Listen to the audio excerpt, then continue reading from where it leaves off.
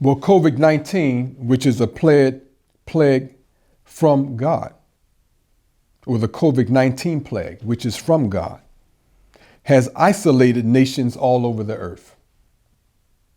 So this is likened to having a dirty bedroom that you have to close the door to clean up. Most of us experience that. Room is dirty. Mom tell you, get in that room and don't open that door until it's clean. Well, Allah has put all nations in this position. So what nation is not embroiled in social, in civil unrest during this COVID-19 crisis? What is the cause of this vast social unrest throughout the earth? Now, again, in the Holy Quran, it states, Allah most gracious, it is He who has taught the Quran. He has created man. He has taught him speech and intelligence. In the firmament, He has raised high and has set up the balance of justice, in order that ye may not transgress due balance. So establish weight with justice and fall not short in the balance. It is He who has spread out the earth for His creatures. So you have a spread out earth, but in this earth you have nations who have not observed Allah's balance of justice.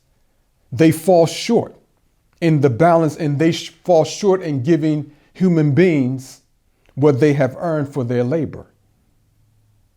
So the absence of justice, equality, and freedom is the cause of this civil and social unrest within nations. People can't take it any longer.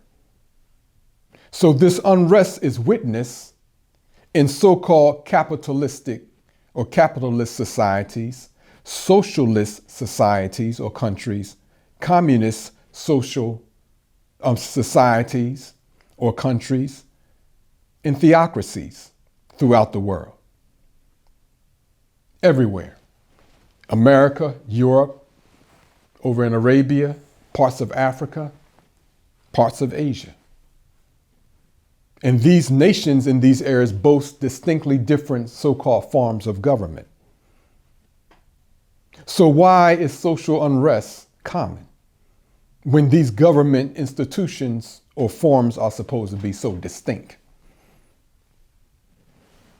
Well, it is the rottenness in the hearts of those who lead these nations. This rottenness transcends the bogus labels attached to these so-called government formations. I hear President Donald Trump talking about socialist programs in the left, in a capitalistic. Well, you must deal with Allah on that one, because He don't recognize any of that nonsense.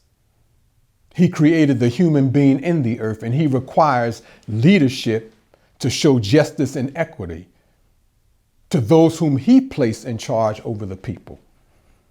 But most leaders don't believe they work on behalf of God.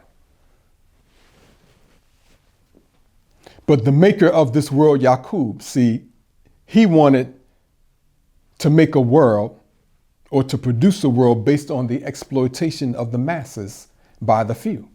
He attracted, according to the supreme wisdom, His followers by promising them that He would make them rule the others. So how many people will rush to join somebody with the promise not only of wealth, but that you could rule over other people, making them the little man? The masses are made poor by the rich.